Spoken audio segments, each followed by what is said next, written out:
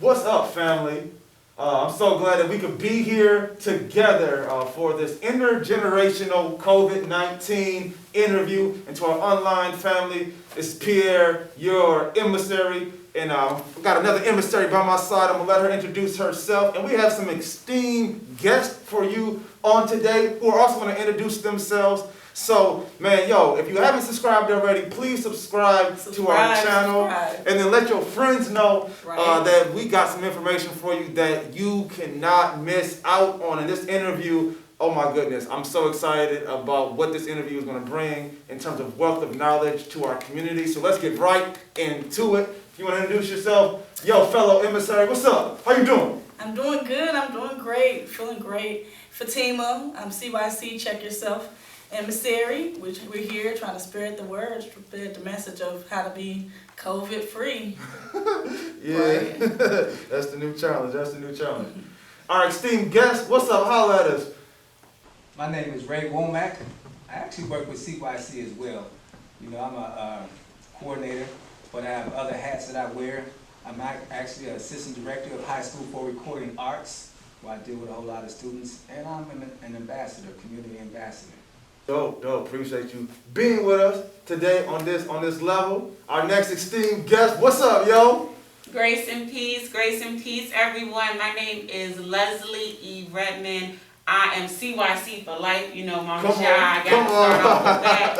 I'm the former president for the Minneapolis NAACP, and I'm founder of Don't Complain, Activate. Come on. So, where can they find the Don't Complain, Activate brand? Yes, so go look me up. It's Leslie E. Redmond on all social media platforms. And then my website is just leslieredmond.com, and you can find everything there. All right, Bet. Thank you for being with us. Let's get right into this interview. I'm excited about this. Fatima, you want to start us off with the first question? Yeah, absolutely. So the first question is what everybody wants to know. How has this COVID-19 pandemic affected your everyday, your life routine up until now? And we'll give that question to Leslie first. Well, we know COVID-19 shut the world down, right? It really put us in a position of, I'd say Black people, we were already in so many pandemics, right, before this COVID global pandemic hit. But it really obviously did hit our community in a very disproportionate way, where we were now even on defense to an invisible disease that nobody knows how to tackle, right? Obviously, life was very different pre-COVID. You were working. I was actually working here at the high school, coming into a physical space every day. And then, working remote from home. And then, up until May when Brother George Floyd was murdered, and that really opened the world back up, we were really just in the house behind closed doors, trying to make sure, elders and different community members had their resources. But it definitely changed the way that we just lived and interact with one another. Absolutely. Dope, Mr. Okay, mine's COVID changed my life completely, because like I said, I'm assistant director of High School for Recording Arts. I'm over student support, so I handle most of the disciplinary actions and student, support, as far as supporting the advisors and students and staff. So that shut all that down for me.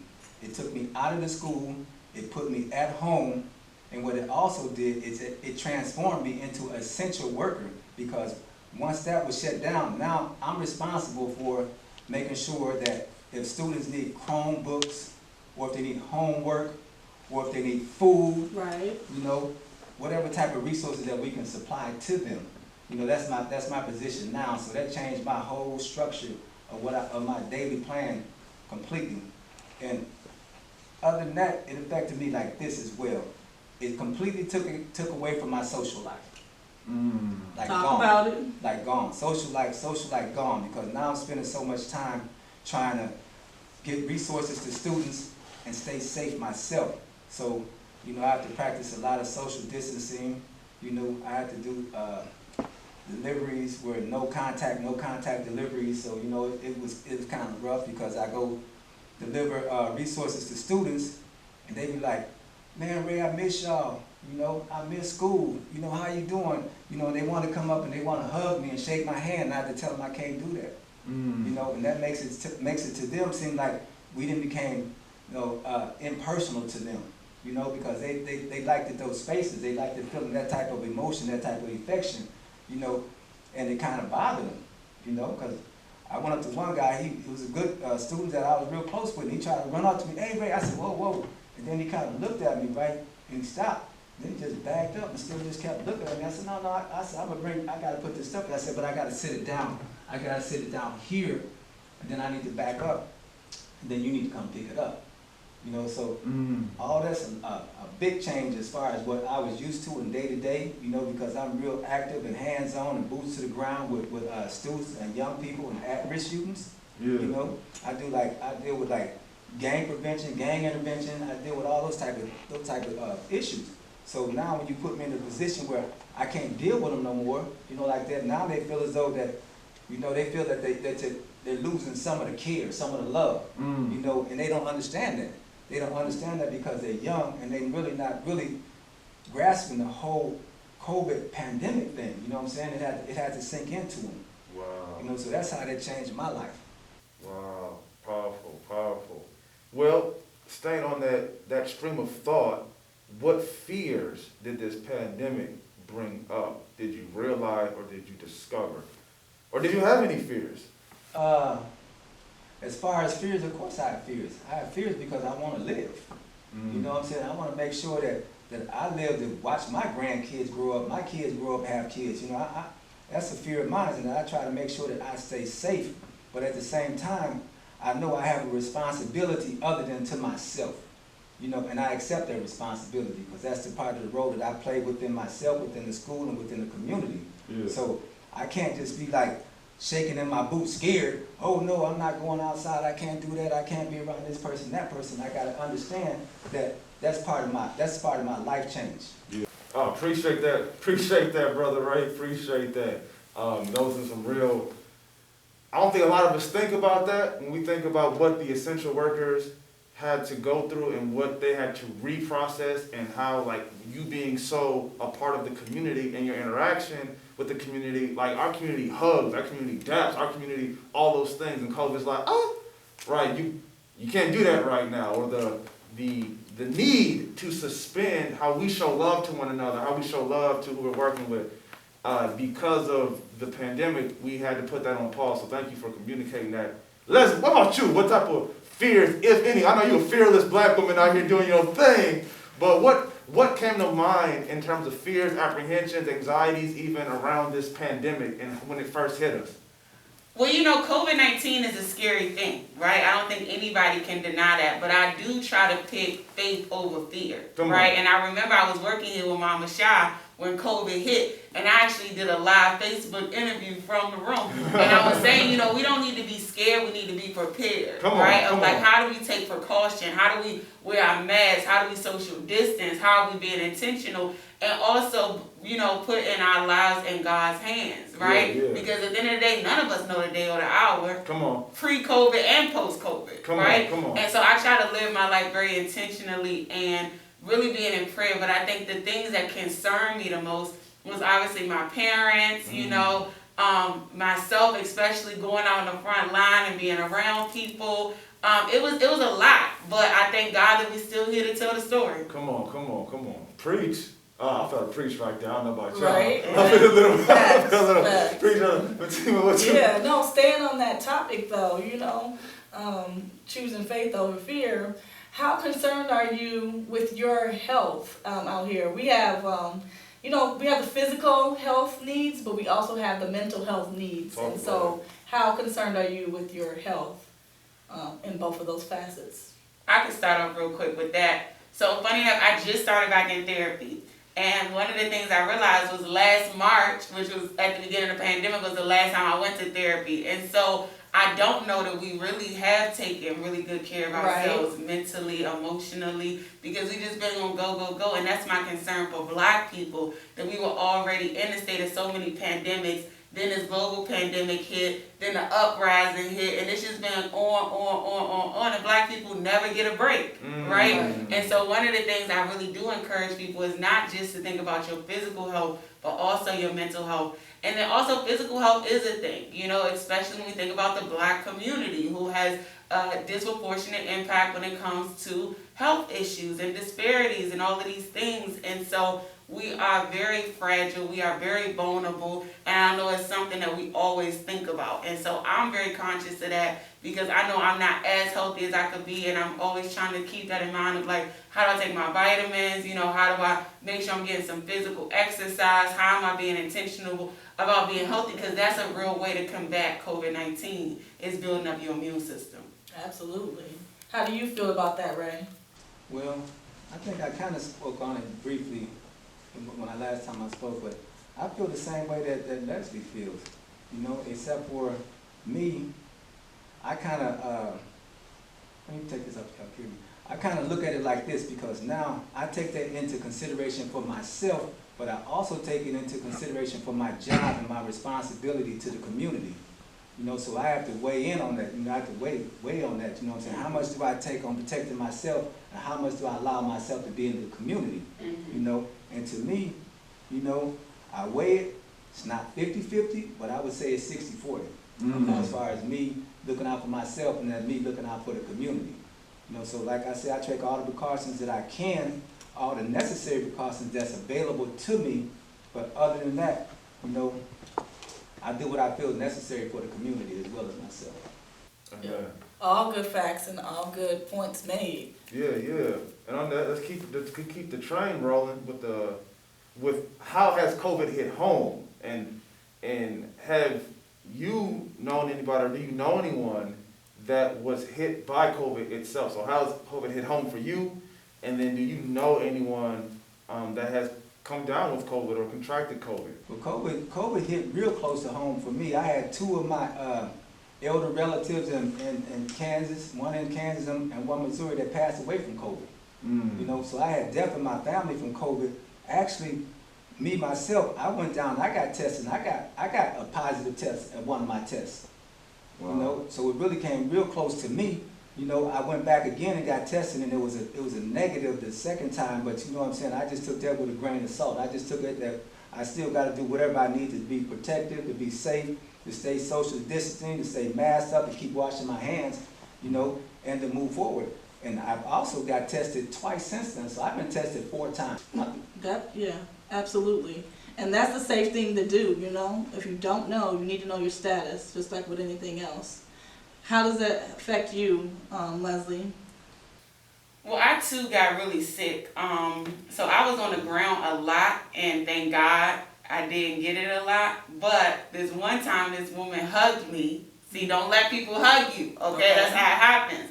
This one woman hugged me, and then she had another write me and say, "Oh my goodness, Leslie, I hugged you and I tested positive for COVID after, you know, X, Y, Z." I'm like, yeah, I know, because I got sick, okay? And like the night that I got sick, I thought I was going to die. I'm not even going to hold y'all. Like, my heart was beating uncontrollably. I was sweating. I like just felt horrible. And the next day, I was actually supposed to be protesting again. That was the next time that they got arrested in Louisville, Kentucky for Breonna Taylor. So I got arrested the first time. But the second time, I actually didn't even make it to the protest because I was like sick as could be, right? And when you feel any sickness, you need to stay away from people, right? Because not only are you hurting yourself, but you can be potentially putting other people in harm's way. So as soon as I felt sick, you know, I completely isolated. I did have to get some medicine.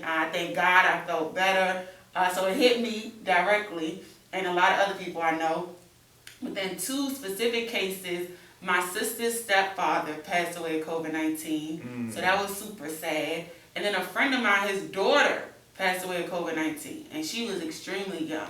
And yeah, so I mean, it's touched everybody at this point, directly or indirectly.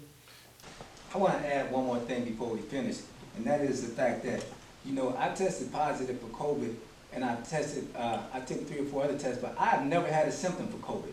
You know, even when I tested positive for COVID, I had no symptom whatsoever, none. You know, so there is a such thing as asymptomatic. You know, so you can possibly have COVID and not even have any of the you know, the effects of COVID. So that's the point. That's the part where it's always good that even if you're around somebody or you feel or somebody feel that they were sick, that you should test anyway, because you might be asymptomatic and you might not feel the effects of it, but you also could be testing positive. And you know what's funny about that, Ray? I didn't even get tested that one time, but I know that was COVID. Wow. But I've gotten tested several times around that, and it's always been negative.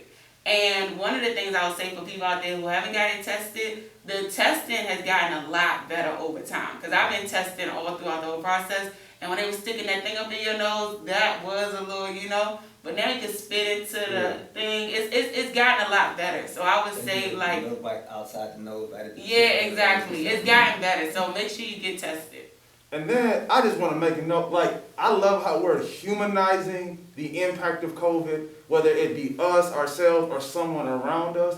Because when we think, yo, you got to quarantine, because I was in a situation where someone around me tested positive, and I had to go get tested for COVID, but that meant I also had to quarantine until my test came back. Mm-hmm. And so a lot of us think zombies when we think quarantine. A lot of us think all these outrageous movies. Right. And then that puts a fear on us to tell someone else that we may be in contact with that I have to get tested and I have to quarantine. You may have to get tested too. So I was just in a photo shoot the day before. So the person I was around, I had to tell them, and then they had to tell the people they were around until my test came back. Fortunately, by God's grace, it came back negative that time. And so I love how we are humanizing the experience of COVID. Because sometimes we can ostracize and we can criticize and we can look down and shame. Definitely. And that doesn't help people be honest about it. And then, yeah, go ahead. I was just going to say, I mean, it's just like, check yourself. CYC is like, go get tested. Right. It really makes me think about STDs and integrity, though. You know, and like how we're humanizing COVID, we need to humanize HIV and herpes and all different types of STDs. Of like, it's nobody's fault. And I think that's what people realize with COVID is like, nobody created COVID. Nobody created these other sexually transmitted diseases either, right? So why do we look at people in such a harsh way? Come on. I think you're right. We need to humanize. We need to humanize. Absolutely. Yeah, so. And since we're on that topic, we wanna spit some more facts and information for you guys. Because we've been following, you know, the COVID facts and updates. And I want to get this right. The Minnesota Department of Health has said that over 3 million people have been tested. So that just speaks to the fact that people are more comfortable now with getting tested, whether it's the saliva test or whether it's the test where you swab your nose. People are being more comfortable with being tested, and that's really good because we've had over 471,000 people be positive for COVID in Minnesota. And so with those facts, and I looked at the distribution between men and women, it's about the same, roughly 240,000 each with men and women. So it's no difference between men and women. But maybe the ethnicity breakdown is a lot different than that. But that just goes to show with the next question, with 6,000 deaths from COVID, what, if anything, of how you're feeling with being comfortable with being tested, and then comfortability with the vaccines coming out and how comfortable you are with being vaccinated? Well, like I said before, you know, I've been tested 4 times, so I have no problem with being tested, and I would advise everybody, if you need to get tested, because that's the only way we're really going to slow down this epidemic, is because you have to know, because if you don't know, then you never know how many people that you spreaded it to, you know. But when you get tested, they kind of do some contact tracing, and they can kind of figure out, you know, who to be called and stuff like that, so they can take the proper precautions. So I feel good about testing. And about the vaccination, I've already took the first shot. I took the first shot, and they told me there would be some side effects, in which there were. You know, it said I would have a fever. It says I would have, what would it say? I said I would be tired. You know, I would have muscle pains, you know, and I had all that, everything. You know, the next day, I was sitting up there thinking like, man, don't let me be one of them statistics that everybody talking about. I ain't getting ready to go take it. Ray took it, and you see what happened to him. So, you know, I didn't want to be one of them people, so it kind of concerned me. But then, within 24 hours, it went away, you know.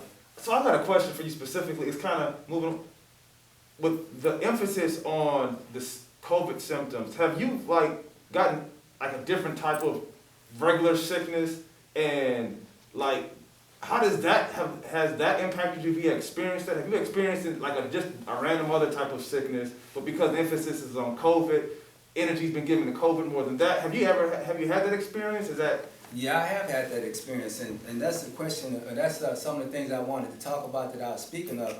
And what I thought about that is like, say I had a problem with my stomach, but I don't think it was related to the COVID or whatever, you know what I'm saying? But I tried to make a doctor's appointment. You know, when they told me that, you know, because of COVID, you can't get an appointment till February 25th, but if you want a phone call, over phone appointment.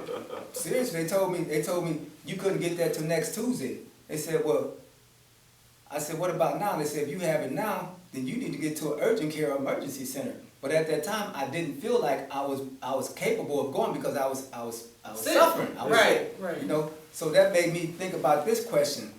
And a lot of people probably haven't thought about this.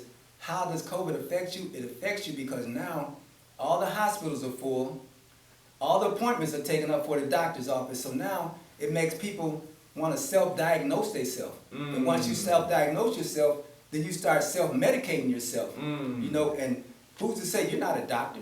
I'm not a doctor.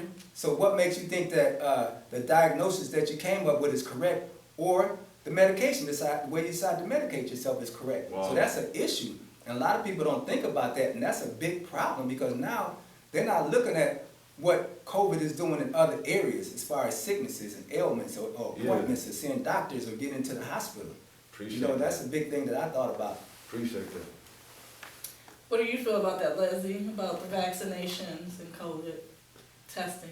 Well, I definitely think people should go get tested. And I say shout out to everybody like Ray and Mama Shah that's getting the vaccination. I think I'm not really big on vaccines in general. Not the flu shot, not none of these shots. I'm just not a person that's big on it. I think it's kind of like the people that got iPhones, the first ones, like it's like the first movers. I appreciate those people. Right. Y'all test it out, make sure it works, all that good stuff. I do think at some point a lot of us are going to have to get it in order for it to actually work. But yeah, I just try to mind my business and be quiet and be thankful for the people that's willing to get it. I try to do my part by staying away from people, social distancing, not being out and about too much. But you know, I think it's important because I recognize that, you know, privilege, right? Like, white privilege isn't the only privilege that exists, right? I do realize that I'm a young person and I have a okay immune system and that maybe I'm not going through, you know, the struggles of COVID-19 to the gravity of some people, because I've seen some elders and they're like really afraid. Wow. Like elders that I know that are like fearless. Yeah. You know what I mean? Yeah. That are really afraid. And so that I have a lot of compassion in my heart for people that are just like not mobile right now and are really afraid. And so if it came down to it and it's like, okay, well, we need all of y'all to get the vaccine in order for it to work, I will. I'm just not one of the first movers. Amen. You know, I want something to add to that. I want to add a little this to it, is that, you know, one of the reasons why I made my decision to get the vaccination is because I am an essential worker. I do work at a high school. I am around a lot of people. So like I said before, earlier in the interview, I got to think about people other than myself.